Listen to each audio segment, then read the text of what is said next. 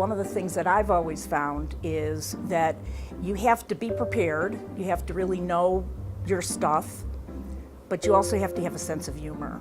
One of the ways that I think women can navigate around the types of tough hurdles that they might have is to have a sense of humor about what is going on around them.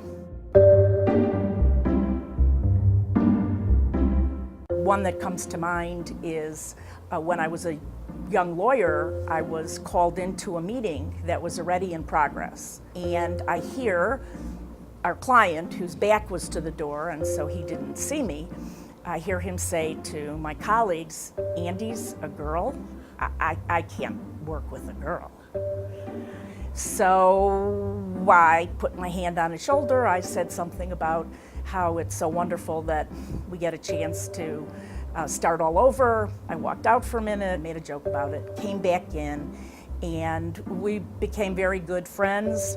We would joke every now and then about that first day. But what I think humor does is if it can give us a sense of sort of putting the world in perspective. If I had instead acted offended or made him feel uncomfortable, then I think that could have dramatically changed not just how that meeting went, but how our relationship and his relationship with my firm might have gone. You want to be good, you want to do the best you can, but you don't have to be perfect. The problem with perfectionism is that none of us can ever be perfect. And so if we focus on trying to be perfect, then what happens is we spend all of our time going backwards instead of forwards. We're afraid to try new things, we're afraid to raise our hand for the important projects, and we hold ourselves back.